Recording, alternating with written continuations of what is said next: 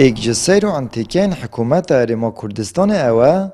که هیچ حسابه که بویاسا و بنماین حکمرانی نکد بلکل گر حزن تا که کسی و برپرسن حزبی رفتارید کرد.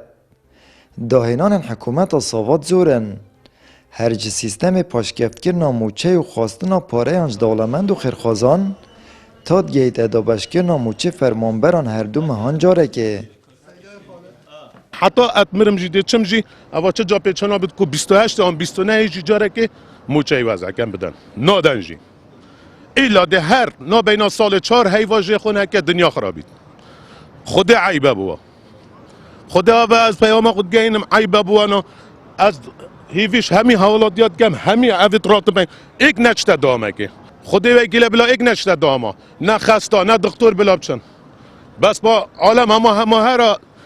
هر بومد بیشن ام ناگین سر خدا ام تسرقین ام همی خلقی خاص خلقی بادی نا تسرقن هکر ربنا گود با ام موچ ام نه دامه که نچته که او مجبور بون دا موچه فرکن گیروبونا موچه کارتی کرنه که هر رمضان یا خلقی کری نه تنه موچه خورا بلکه خو اول نه موچه خور جی اکشوان او سوزو پیمان وزارت دارایی دای گوتی هر سی روزه جاره که موچه دابش کردن و بداخل اف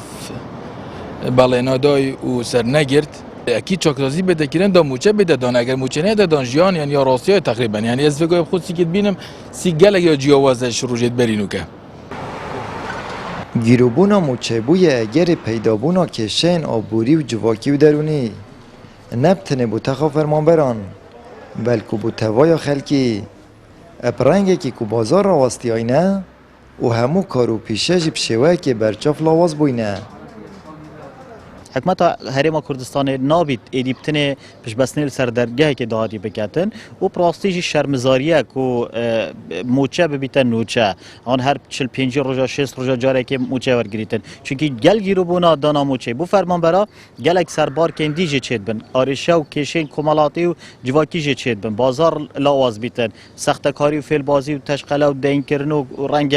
حتی تیرور جیش پیدا بیتن برندش حکومت هر چه شیوه بیتن یا بیتن گرنتی ما في فرمانبرا بکتن کو الدیف گریبست که یا بیت 30 روزا دا موچه بو بیت دابین کرن بو یکی کو کشین کمالاتی پیدا نبن و القناغ دوی پاره کی بردست کتن بو پروژه خدمتگزاری کو کرته تایبت و کمپانی سرمایه‌دار و بزنسمنجی کف نکاری ما 7 سالانه موچه بو یخونا فرمانبران و مزگینیا سرشاشن تلویزیونه الاتان هاجی دابین کرنا موچه نبو یخمه که حکومته برو واجه حکومت هردم بهانا گریایه دا کشکستن خطوار حکمرانی و سربخوی آبوری دا وشرید. لو ما جنها فرمانبرین هرما کردستانش چاکسازی به هیوی بوینه و تخازن موچنوان اکثرش لای بغدا و بهنه دا بشکرن. آمد بریفکانی، کانال آسمانی پیام، دهوک.